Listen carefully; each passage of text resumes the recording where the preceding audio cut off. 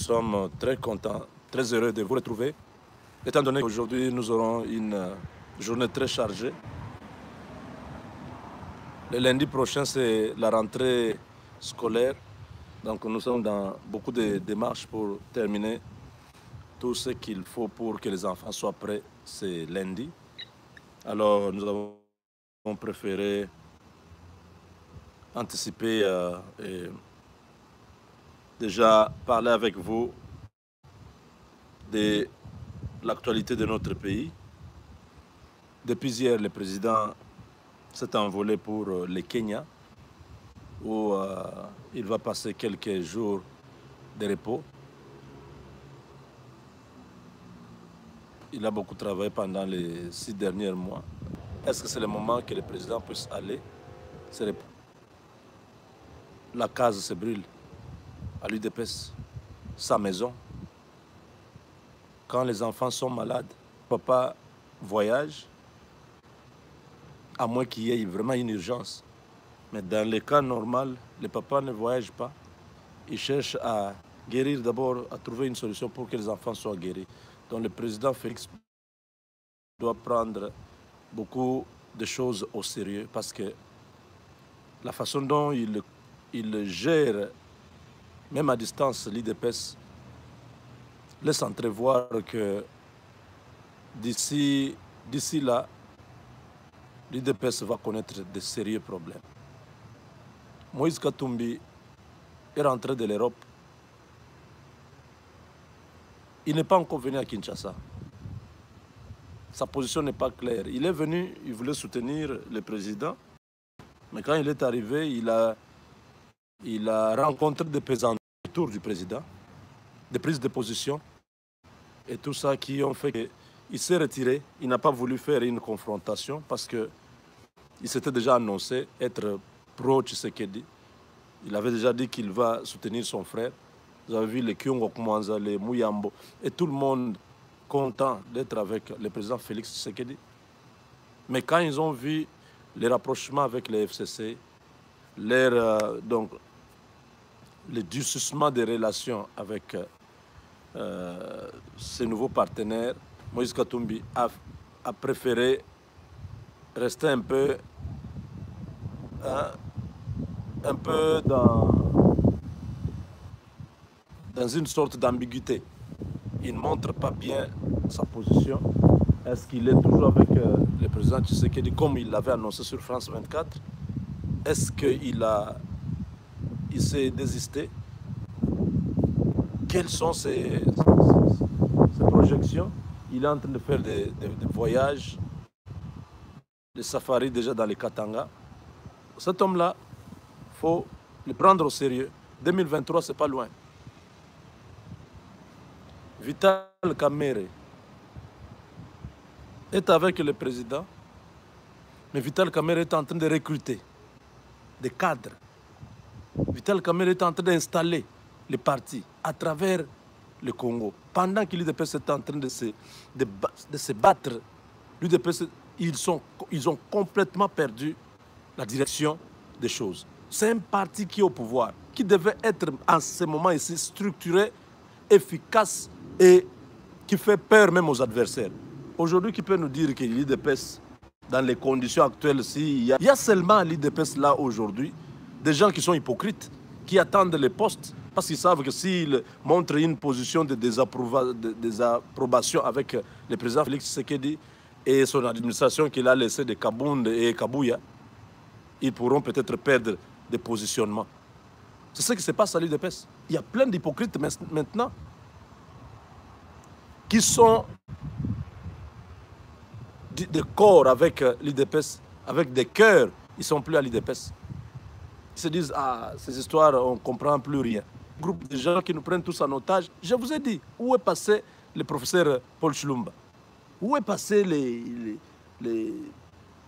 Peter Kazadi et les autres? Ils sont là, ils ne parlent pas de peur de perdre certains privilèges.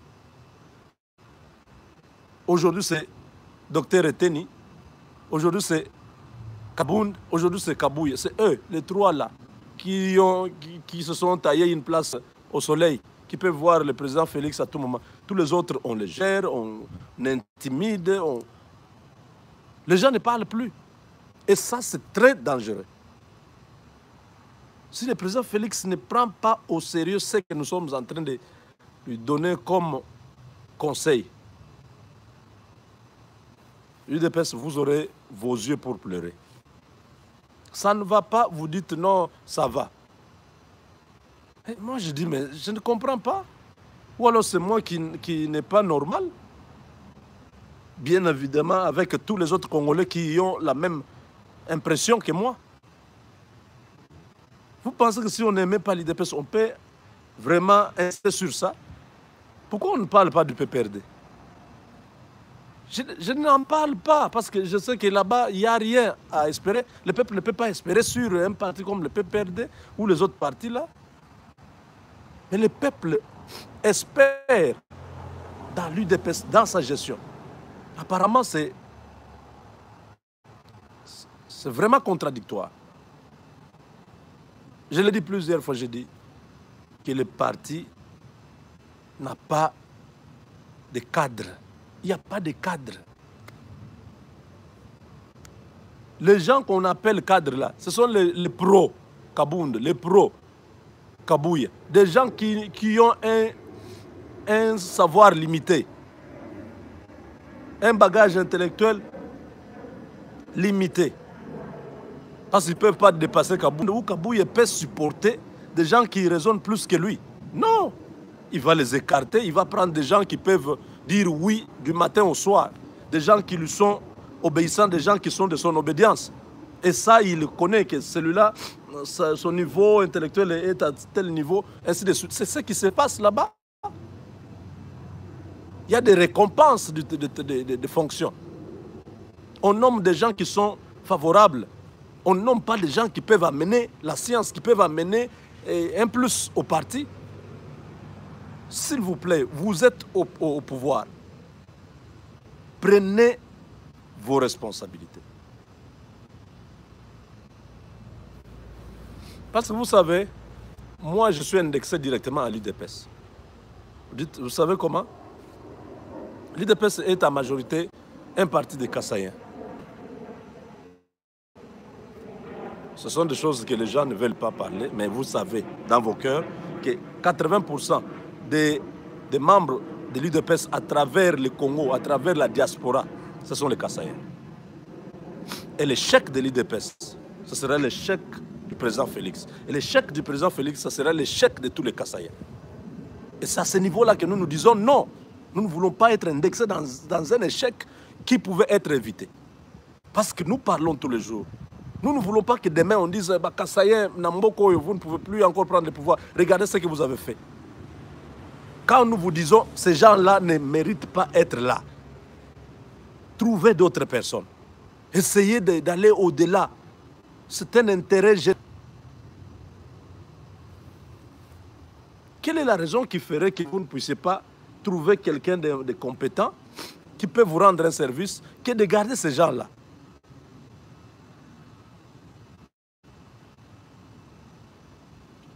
Le parti n'est pas administré.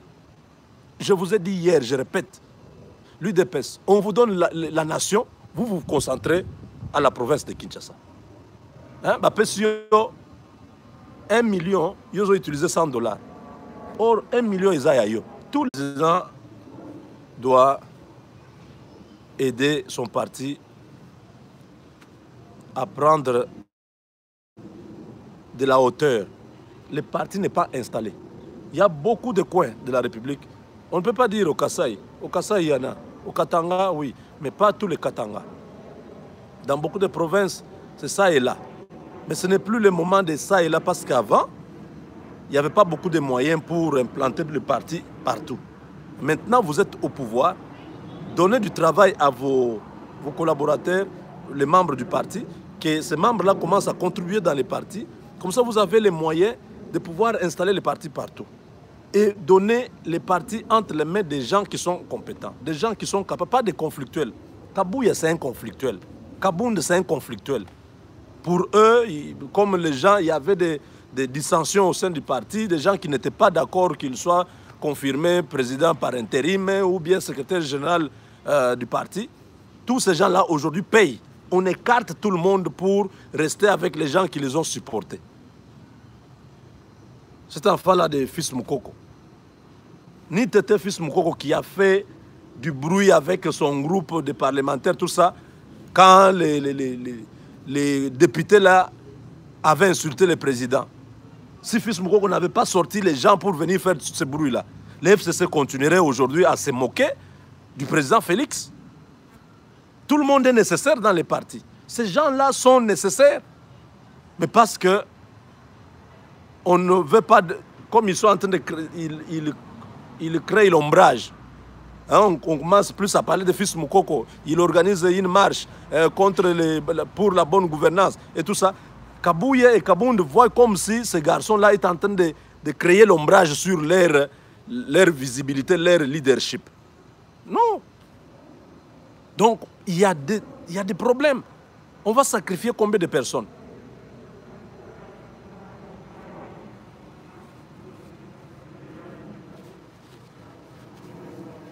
Dans l'espace, je ne sais pas, de 3 mois. C'est Monique là, Monique est morte. Elle est morte. En train d'attendre, puisque même rencontrer le président du parti, Kabound, tout un problème. Il y a eu des discussions et tout ça. Finalement, après la rencontre, tout ça, elle a piqué une crise et elle est partie. Il y a les combattants ici, le docteur Epaphras, qui s'est battu pour le parti. Il vient de l'Afrique du Sud. Il vient là, il est négligé. Il arrive au parti. Personne ne veut de lui. Il essaie de rencontrer le président. Les frères qui étaient venus du Kasaï, la même chose. Ils ont tenté par toutes les portes pour voir le président Félix. Tout était verrouillé. Aujourd'hui, c'est son rival qui est malade. Est-ce que lui aussi, on veut le sacrifier? Fils Moukoko, battu à mort. Finalement, c'est quoi? Essayez de prendre des choses à main, Monsieur le Président. Maintenant ou jamais. Parce que votre force, c'est votre parti. Si le parti est bien géré, si le parti est bien installé dans le pays, si tout le monde se retrouve, quand je dis tout le monde, les gens qui se sont battus dans les partis, ils ne vont pas être tous ministres. Je sais qu'ils se battent aussi pour être au gouvernement. Mais il y a beaucoup d'ouverture. Vous avez le pays en main. Toute l'administration, les OCC, OVD, Office de route, dans je sais pas, la contribution, la douane, toutes ces entreprises-là, vous pouvez caser des gens. Ce sont vos fédéraux qui connaissent les membres de votre parti au niveau des provinces, qui peuvent répertorier ces cadres-là qui sont au niveau des provinces et les caser dans des entreprises qui sont là-bas. Ça se fait toujours comme ça. Vous gérez le pays, c'est vous. L'échec, la réussite, c'est entre vos mains. N'attendez pas après une année pour faire quelque chose. Si le gouvernement traîne, ça c'est au niveau politique, mais au niveau de l'administration. Vous pouvez remplacer beaucoup de... par une bonne organisation, vous allez déjà commencer à donner du travail à tous vos gens. Mais quand vous avez un secrétariat, vous avez des gens qui sont à la présence du parti qui ne maîtrisent pas toutes ces choses parce qu'ils n'ont jamais été dans la gestion. Ils ne savent pas que les opportunités sont dans tous les Congos. On leur donne le Congo et ils tiennent seulement Kinshasa. Ils sont bornés à Kinshasa, ils ne voient pas Sud Kivu, ils ne voient pas le Nord Kivu, ils ne voient pas les Katanga, dans les mining là-bas. Il y a partout, on peut placer les gens partout et commencer à gérer le pays en entier et trouver des moyens pour la campagne de 2023. Parce que vous n'allez pas prendre l'argent de l'État pour faire la campagne de 2023. Votre parti doit être à mesure avec les contributions, les appels de fonds et tout ce que vous pouvez faire, fundraising. Vous pouvez faire ça pour 2023. Vous devez déjà commencer à préparer cette campagne-là de 2023. Et non pas passer tout le temps avec ceux qui sont à Kinshasa là, en train de gérer toujours les dossiers qui doit être mandataire, qui doit être ici. Ils sont dans des opérations et des opérations et des opérations. Les partis brûlent.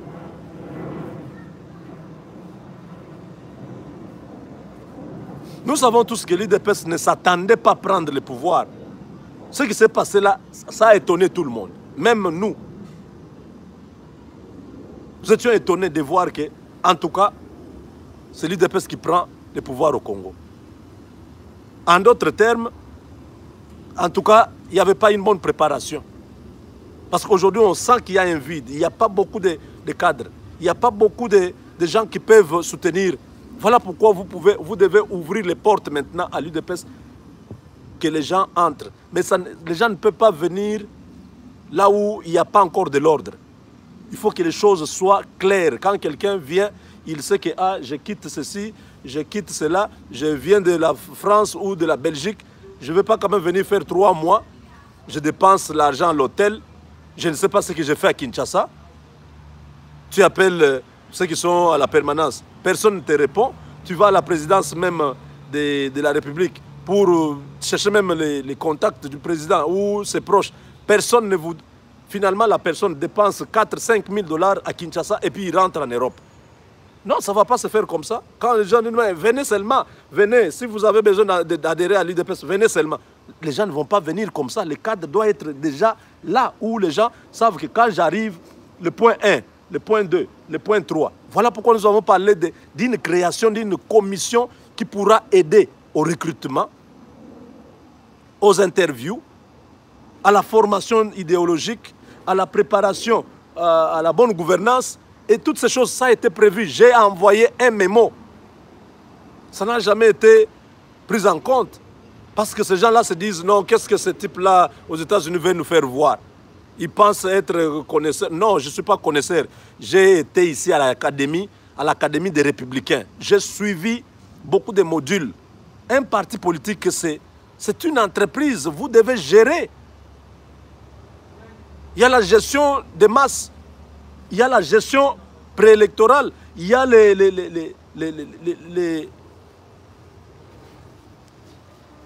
la communication des réseaux sociaux. Comment vous pouvez captiver? Les élections se gagnent même dans les réseaux sociaux. Toutes ces choses-là. Le networking, comment les créer? Comment faire en sorte que les messages soient répliqués au niveau de la nation dans une seconde? Tout ça, ce sont des nouvelles techniques de la politique. La politique, aujourd'hui, vous ne pouvez pas le faire sans associer les médias. Et quand on parle de médias, il faut qu'il y ait des communicateurs. L'UDPS, aujourd'hui, il y a la contradiction.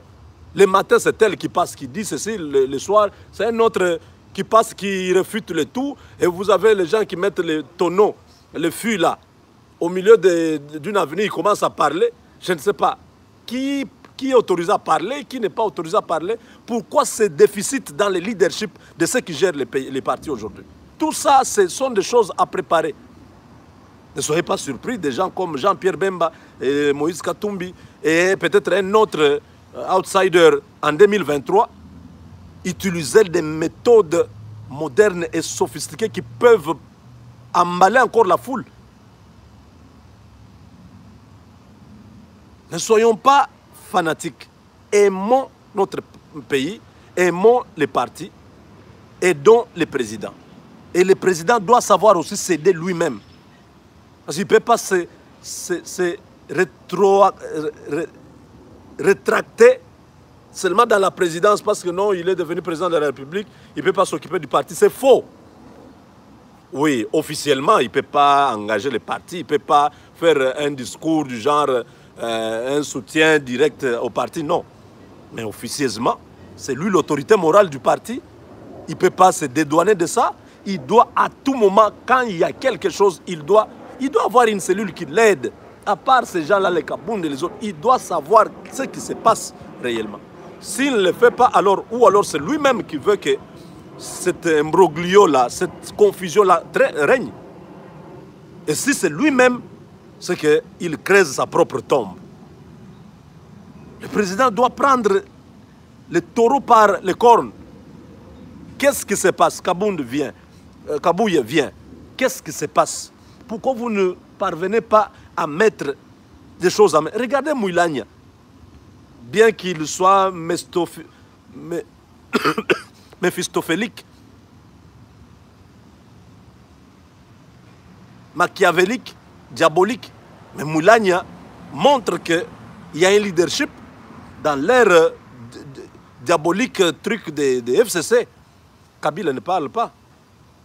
Mais Moulania est là, il maîtrise tout le monde, bien qu'il y a aussi des guerres internes là-bas, mais ils ne le font pas à la manière de l'UDPS.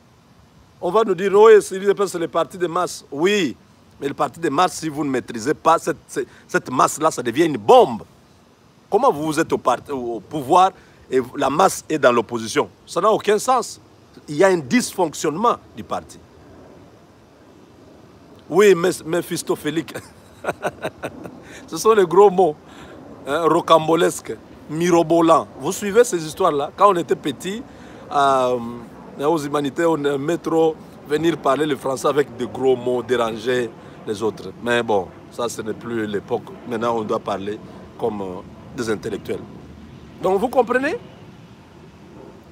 Dans les FCC, même à l'UNC, partout, il y a des problèmes. Mais ils ne le font pas à la manière de l'UDPS. À l'UDPS, on sent l'amateurisme dans l'équipe qui gère les partis. Et ça, c'est un problème sérieux pour 2023. Vous avez encore le temps de mettre de l'ordre dans ça, Monsieur le Président. Au lieu d'aller prendre 4 jours à Mombasa pour se reposer un peu, ce serait mieux que vous puissiez vous reposer même sur place. Je ne sais pas, à Mbujimaï ou quelque part à Kisangani, où vous appelez les cadres là. Hein? Donc, officiellement, le président est en vacances. Mais officieusement, vous appelez tous vos cadres de l'UDPS là, vous vous retirez dans un coin du pays là, ou je ne sais pas, à Kisant ou à Tchela là-bas. Hein? Vous allez parler du parti. Vous essayez de trouver des solutions. Toutes les gens qui sont frustrés là, vous les appelez. N'écoutez pas seulement Kabound et Kabouye, non. Le parti, c'est un parti des masses. Il y a beaucoup de tendances. Alors cherchez à concilier toutes ces tendances pour essayer d'équilibrer. Même si vous allez garder votre Kabouye et Kabound, mais mettez quand même des gens, des structures qui... Le statut est là, mais le statut là n'est pas respecté. Il y a des gens qui font passer leur volonté au lieu de la volonté du statut. Donc, au lieu de prendre cette histoire-là, aller au Kenya là-bas, vous devriez être quelque part où vous ne traitez plus les affaires de l'État officiellement. Vous êtes avec votre parti, vous traitez ces dossiers-là, vous maîtrisez tout, vous prenez une direction où tout le monde doit suivre. Bien que, hein, même quand le président dit que bon, Donald Trump, il va à Floride là-bas en vacances, officiellement oui, mais... officieusement, ils continuent à travailler parce qu'il y a toujours des dossiers, il y a des partenaires qui viennent, il y a ceci, il y a cela. Donc, hein, je reviendrai sur l'UDPS parce que j'aimerais que l'UDPS réussisse en 2023, que l'UDPS gagne encore les élections. Vital Kamerhe se prépare, ça risque d'être un problème, même pour les cash là. Il vous dit non, moi, je préfère aller seul, ceci, cela. Parce qu'il se prépare, il installe. À Kinshasa, chaque parcelle, il doit y avoir l'UNC. Dans toutes les provinces, il doit y avoir l'UNC. Et pendant ce temps-là, Kabound, Kabouye, ils sont déjà allés où, à part Kinshasa? Depuis que vous avez gagné les élections, ça fait déjà 7 mois. Ils sont allés où? Jean-Pierre Bemba vient d'arriver, il est allé voir sa base. Il a un peu... Hein, sensibiliser sa base. Katumbi le fait la même chose. Chacun le fait. Mais au niveau de l'UDPS, c'est Kabound qui est là. Est-ce qu'il est allé aussi voir sa base? La grande base, c'est le Kasaï. Il est déjà arrivé même à Chikapa. Est-ce qu'il est déjà allé Kabound, même à Kananga? Kabound ne peut pas aller. On n'a pas besoin que le président puisse aller partout là-bas. Mais il a quelqu'un qui gère le parti maintenant. Pourquoi il ne peut pas aller à Goma, là où le parti n'est pas bien installé? Je cherche que bon, nous sommes maintenant au pouvoir, c'est nous qui devons faire tout maintenant pour que l'UDPS soit ici, au Nord Kivu. Pourquoi? Il attend quoi? Il attend quoi? Il est maintenant en vacances parlementaires. Quel est son agenda? Vous voyez? C'est des choses comme ça qui montrent que on a donné les partis aux gens qui ne sont pas équipés. Je ne dis pas qu'ils ne sont pas intellectuels. Ils sont intellectuels, mais ils ne sont pas encore aguerris. Ils doivent apprendre. Même pendant les 5 années ici, c'est leur première expertise. Ils peuvent apprendre beaucoup de choses. Prochainement, peut-être. Il faut prendre... Je l'ai dit hier. Qu'est-ce qui est difficile de pardonner aussi tous les anciens de l'UDPS là? Vous avez pardonné Kabila. Vous avez pardonné tous les voleurs de la Kabylie. Vous dites non, il faut pardonner, il faut pardonner, il faut pardonner. Mais pardonnez aussi tous les anciens de l'UDPS qui sont quand même, qui peuvent apporter quelque chose. C'est vous le président. Ils ne vont pas méconnaître votre présidence. Mais si vous les ramenez tous à la maison, dans un dialogue, faites un pas vers eux. Ramenez-les tous. Parlez avec eux, que le passé soit passé, que maintenant, les partis qu'ils ont tous chéris, à un moment donné de la vie, qu'ils puissent, les partis d'Étienne Tshisekedi qu'ils ont servi pendant un temps, qu'ils puissent ramener leur savoir, qu'ils puissent ramener leur intelligence, qu'ils puissent aider. Ce sont des gens qui peuvent faire beaucoup pour le parti.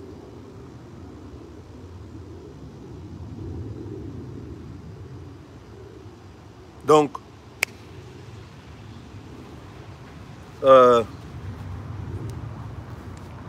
Monsieur le Président, vous avez encore la chance de gagner les élections en 2023. Mais mettez de l'ordre dans la maison. L'UDPS est en train de traverser une zone de turbulence. Ce n'est pas bon que ça puisse finir par un crash. Mais nous aimons tous que les partis puissent bien atterrir. En 2023, le peuple est avec vous. Le peuple vous aime. Mais si les erreurs se multiplient, vous ne dites rien, vous ne faites rien. Nous avons parlé à la présidence, la même chose. L'équipe que vous avez, beaucoup qui sont là, vous devez les remercier. Trouvez de nouvelles personnes. Trouvez de nouvelles personnes. Le Congo a 80 millions d'habitants. Il y a beaucoup d'intellectuels et au Congo et dans la diaspora. Trouvez des gens qui sont à mesure de pouvoir vous aider à la présidence et au parti. Cherchez, si vous voulez garder ceux qui sont là, mais essayez de leur donner maintenant une orientation pour que tous ces conflits-là puissent un peu disparaître, que les gens se retrouvent. Parce que plus de frustration, plus le parti va s'affaiblir. Alors, nous disions que le président va s'envoler pour aller en vacances parce qu'il va finir ses vacances par la conférence des présidents de la SADC qui aura lieu en Tanzanie. Hein, c'est ça, non? C'est en Tanzanie, oui. Oui, c'est en Tanzanie. Donc, ils vont aller parler sur leur coopération. Alors, avant de s'envoler, le président a reçu le Premier ministre Ilunkamba avec sa proposition de monture du gouvernement. Les noms qui étaient là-bas, ce sont des noms que le peuple ne veut pas voir. Et le président Félix nous avait promis, dernièrement, je vous ai dit, qu'il a promis à ses partenaires qu'il n'y aura pas des anciens sur la liste de son gouvernement. Et il a vraiment respecté ça. Ilunkamba a amené expressement les noms de tous les anciens, les Bochab, les Kalev, et tous ces gens qui ont brillé par la mégestion hier, tous ces gens que Kabila a qualifiés hier, qui n'a pas 15 personnes qui peuvent l'aider à diriger ce pays-là. Ce sont malheureusement les mêmes personnes que Kabila propose à Tshisekedi pour qu'il puisse aussi échouer. Parce que lui, s'il n'a pas pu gérer le pays, s'il n'a pas pu développer le Congo, c'est parce qu'il n'avait pas 15 bonnes personnes. Il avait peut-être 14 ou 11 ou 9. Mais avec ça, ce n'était pas suffisant pour développer le Congo. Mais il a pris les mêmes personnes à une exception prête. Quelques caciques, mais la plupart étaient sur la liste. Et le président Tshisekedi a renvoyé la liste pour dire non, c'est non conforme aux critères que nous avons tous décidés. Il n'y a pas eu la représentation des femmes sur la liste, pas beaucoup de femmes. Il n'y a pas eu beaucoup de jeunes sur cette proposition-là, mais il y a eu beaucoup de vieux, la vieille classe politique, qui malheureusement aussi est citée dans plusieurs dossiers de mégestion, plusieurs dossiers de flagrance dans leur façon de conduire les affaires de l'État. Donc le président a renvoyé la liste pour conformité, pour donc, prendre en compte, disons, ces recommandations, trouver d'autres noms qui pourront faire partir du gouvernement que nous attendons. Donc, ce feuilleton va durer combien de temps? Je ne sais pas encore. Mais n'oubliez pas que nous sommes déjà à la moitié du mois d'auguste, août, le mois d'août. Donc d'ici là, ce sera le mois de septembre. Et on n'aura toujours pas le gouvernement. Rappelez-vous, au mois de mai, je vous ai dit, qui sait si ce gouvernement peut arriver au mois de novembre, octobre ou septembre? Qui sait? Vous jouez au cache-cache, lui aussi va jouer au cache-cache. Parce que ça, c'est la stratégie aussi qui va fonctionner. Vous avez suivi Tibor Nagui, il a dit que le président Félix évolue dans une constitutionnellement dans une marge de manœuvre très restreinte. Il a le pouvoir de bloquer la sortie du gouvernement, mais il ne peut pas nommer. Parce qu'il n'a pas la majorité, il ne peut pas nommer. Mais il a le pouvoir de ne pas publier le gouvernement parce qu'il est président de la République. Il faut que les exigences soient acceptées. Donc il y a vraiment un dilemme. Nous ne savons pas comment les choses vont évoluer. Donc voilà. Sur le plan de l'investissement privé américain, nous vous avons dit qu'aujourd'hui c'était le deadline, donc la date limite. L'opportunité s'est fermée aujourd'hui sur la RDC. Nous ne savons pas ce qu'il y aura comme décision de ces milieux de finances, s'ils vont aller au Botswana comme prévu ou s'ils ont d'autres alternatives dans lesquelles ils vont faire pour que notre gouvernement... Parce que le problème c'est, nous comprenons que le président Félix est dans une coalition où il y a les FCC qui sont anti-américains, anti-occidentaux. Alors les FCC essaient de tout faire pour bloquer toute initiative visant à aider le président Félix à réussir dans son quinquennat. Bien que dans cette sorte de... dans cette dualité de faits, il y a une sorte d'hypocrisie du FCC qui est en train de faire en sorte que, d'une part, que les États-Unis soient bloqués par tout ce que je viens de dire ici, s'ils n'arrivaient pas à avoir l'accord du gouvernement, l'accord du chef de l'État, l'approval, comme on dit, du chef de l'État, ils vont aller ailleurs et dans le même temps, le FCC va amener les Russes à travers toutes ces entreprises que je vous ai citées l'autre fois, les Chinois, qui vont entrer. Et lorsque les Chinois et les Russes entrent dans le pays, cela veut dire qu'il n'y a plus de partenariat avec les Américains. Quand on dit que le partenariat est sur la sécurité et le développement, oui, la sécurité suppose la sécurité des États-Unis. Je vous ai dit que l'Africom, dans la perspective de ce partenariat que nous avons avec les États-Unis, l'Africom aura sa grande base militaire en RDC. Et c'est à partir de la RDC que les États-Unis vont contrôler beaucoup de sphères dans la sous-région et en Afrique. Et tout ça ça fait partie de l'accord militaire, du partenariat militaire que la RDC a signé avec les États-Unis. Donc on ne peut pas faire entrer des gens qui vont venir perpétrer la corruption, les Chinois et les Russes, qui vont venir perpétrer la mégestion et tous les antivaleurs que vous connaissez qui ont assombri et la politique et l'économie de notre pays. Donc si nous acceptons que les FCC puissent faire entrer ces gens-là, donc nous disons au revoir au deal américain. Donc à ce niveau-là, que le président, avec ses conseillers, je sais que le président a des conseillers qui ne connaissent pas comment les milieux financiers internationaux fonctionnent. C'est vrai, on a mis un financier comme conseiller, tout ça, mais il y a des choses. Ce n'est pas... Ces milieux-là ne fonctionnent pas comme les FMI. Les FMI, c'est une institution officielle. Il y a des procédures officielles. Mais dans ces milieux-là, les gens ne s'affichent pas. C'est au travers des trading houses,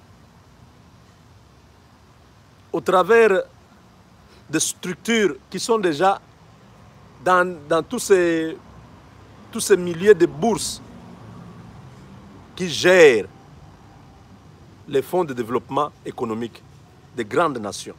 Et ces fonds-là, ce n'est pas chez nous en Afrique. On n'en a pas. Ni le Nigeria, ni l'Afrique du Sud. Il n'y a personne. La première expérience, c'est avec la RDC. Étant donné que les grands partenariats, les minéraux, tout ce qui est chez nous, est voulu par les Américains. Donc, je pense que le chef de l'État, ce dossier-là est vraiment capital. Je crois, si Dieu nous prête vie et que nous avons la possibilité de voir le président à New York, donc, il y a possibilité que ces gens-là puissent les rencontrer et que certaines choses soient. Ça fait très mal. Ça fait très mal.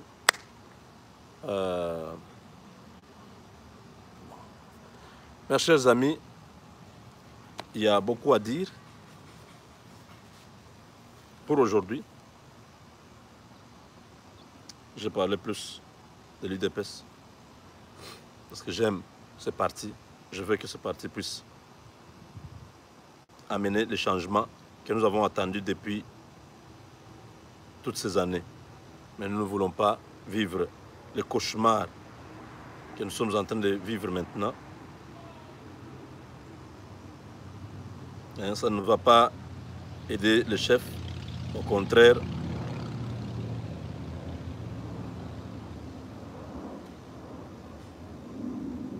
Au contraire, ça va continuer à fragiliser le chef de l'État. Merci beaucoup et à très bientôt. Avec Dieu, nous vaincrons.